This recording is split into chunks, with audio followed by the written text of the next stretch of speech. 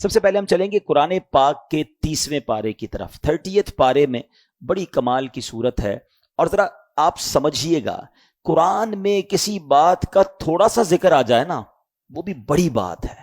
قرآن میں ذکر آنا یعنی رب کا کلام، اور صبح قیامت تک نمازوں میں اس کی تلاوت ہوتی رہے گی۔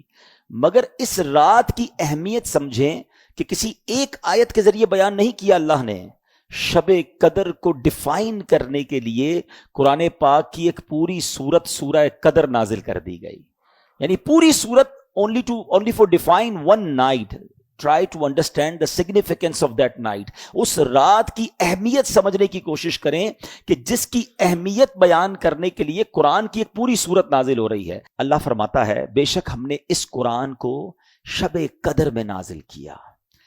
یہ رات کتنی مبارک ہے کہ اس رات قرآن نازل ہوا ہے۔ رمضان میں قرآن نازل ہوا، اور پھر اس رات، خاص اس رات میں نازل ہوا۔ قرآن 2 صورتوں میں نازل ہوا ہے۔ لوح محفوظ سے آسمان دنیا پر جب نازل کیا گیا تو وہ لیلۃ القدر میں نازل کیا گیا، اور آسمان دنیا سے ہمارے آقا علیہ الصلوۃ والسلام کے قلب منور پر 23 سال کے عرصے میں درجہ بدرجہ بتدریج حضرت جبریل امین لے کر قرآن حاضر ہوتے رہے، وحی لاتے رہے، اور یہ 23 ایئرز کے عرصے میں نازل ہوا۔ یہاں جو بات ہو رہی ہے وہ لوح محفوظ سے آسمان دنیا پر نزول کی بات ہو رہی ہے۔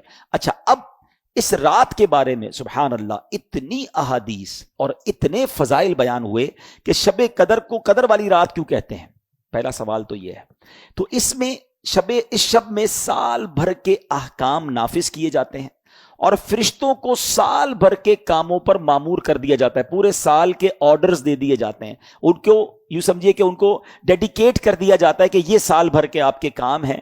اور اس رات کو شب قدر اس لیے بھی کہتے ہیں کہ اس رات میں جو عبادتیں کی جاتی ہیں اس کی قدر کی جاتی ہے، وہ مقبول ہو جاتی ہیں۔ حضرت انس بن مالک رضی اللہ تعالیٰ سے روایت ہے، اور یہ ابن ماجہ کی حدیث ہے، کہ نبی پاک علیہ الصلوۃ والسلام نے فرمایا کہ رمضان کا مہینہ آیا تو پیارے آقا علیہ الصلوۃ والسلام نے ارشاد فرمایا بے شک تمہارے پاس ایک مہینہ آیا ہے، اور اس میں ایک ایسی رات ہے جو 1000 مہینوں سے بہتر ہے۔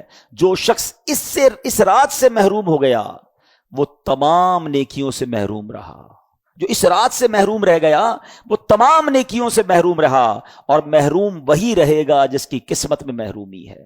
تو ہم نے ان 5 راتوں کو ٹارگٹ پہ رکھنا ہے۔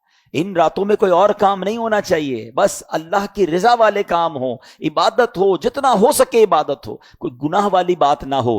لہٰذا ہر مسلمان کو چاہیے کہ وہ رات عبادت میں گزارے اور استغفار میں گزارے۔ بی بی عائشہ صدیقہ رضی اللہ تعالی عنہا فرماتی ہیں میں نے نبی پاک علیہ الصلوۃ والسلام سے عرض کی کہ اگر حضور مجھے معلوم ہو جائے کہ لیلۃ القدر کون سی رات ہے تو پھر میں کیا پڑھوں؟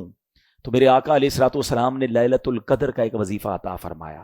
میرے آقا فرماتے ہیں پڑھو اللہم انک عفو کریم تحب العفو فاعف عنی۔ اے اللہ، ذرا ترجمہ سنیں اس کا، یہ اتنی ٹچی دعا ہے، اگر اس کو دل کی گہرائیوں سے پڑھیں نا تو آپ کی کیفیت بن جاتی ہے، آپ کی آنکھوں میں آنسو آ جاتے ہیں۔ اللہم انک عفو، اللہ تو معاف کرنے والا ہے، تحب العفو، اللہ تو معافی کو پسند کرتا ہے، فاعف عنی، اللہ مجھے بھی معاف کر دے۔